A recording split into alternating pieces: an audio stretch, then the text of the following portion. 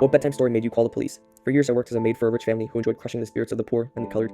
I had hoped things would be different when they brought in Christine as a nanny for their kid William. She was kind and worked hard to send money back home to the Philippines for her son's surgery, but they never let up. When the mother Martha saw her 5-year-old hugging Christine, she yanked him away and sprayed Lysol where Christine touched him. No, we don't embrace the help. These people carry diseases. William looked confused. Later that night, I heard Christine whisper to William, "I'll teach you to be better than them, anak." At first, Christine's teaching seemed like a blessing. William ran to her every morning, chirping, "Salamat po, ate Christine." She beamed like he was her own son. She told him exciting stories about Lapu-Lapu defeating invaders. "Filipinos are amazing," William would say, mesmerized. One time, we caught him drawing get-well cards for Christine's son. He handed it over and said sweetly, "Mahal kita, ate Christine, mahal ko kayo." Christine pulled him into a fierce hug. Another time, when his mom Martha sneered at the gardener's kids playing outside, calling them dirty, William ran out with his toys. "They're not dirty, mommy, they're my friends." And when he announced at dinner, "I'm gonna make sure everyone gets paid fairly when I grow up," Christine had to excuse herself. I found her crying happy tears in the pantry. "He's becoming everything his parents aren't," she whispered. We honestly believed she saved him. Things fell apart after Thanksgiving dinner. William's dad Nicholas had too much wine and started joking about building a wall to keep out the Christines. He laughed while Christine served pie with steady hands, but I caught the way her jaw tightened. The next morning I found William's chocolate milk in the trash, a mug of black coffee in its place. "Christine says sugar makes me weak," he explained. I felt uneasy but said nothing. Then came the morning I found him standing barefoot on the cold marble, shivering in his pajamas. "Poor children don't have shoes," he recited when I asked. Christine appeared behind him. 20 more minutes builds empathy. Still, I let things slide, but by December, the lessons had turned much darker. She'd wake him before dawn, making him recite Lupang Hiniran before breakfast. If he forgot a word, no food.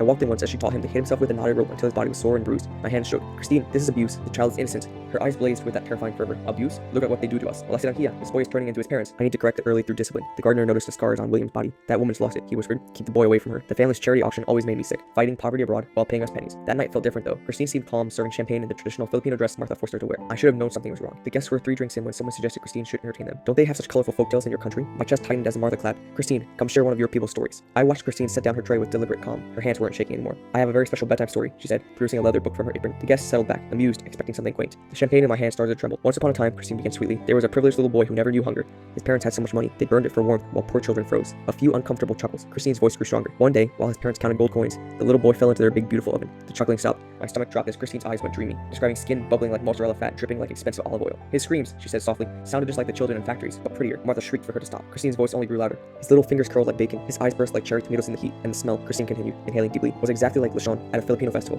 The kind his parents would never let him try, because the people are dirty and disgustingly poor, as if it were a choice." She walked toward the silver serving close slowly while everyone watched in growing horror. "Shall I show you how the story ends?" My phone was already in my hand, fingers fumbling with 911. Christine lifted the cloche. The screams that erupted shattered champagne glasses and porcelain plates. William lay tied with cooking twine, his small body covered in burns, an apple wedged in his mouth, still breathing, barely conscious and whimpering. I dropped to my knees as Christine stroked his blistered head lovingly. "Mahal kong lechon, my precious roast pig," she whispered, using the same word of love he'd learned from her. She looked at the family. "Your son now knows how mine feels, burning with fever while you toast your charity." She kissed William's forehead as sirens wailed closer. "Sweet dreams, my little lechon. You learned beautifully." In court, Christine pled guilty, calling it racial justice in court.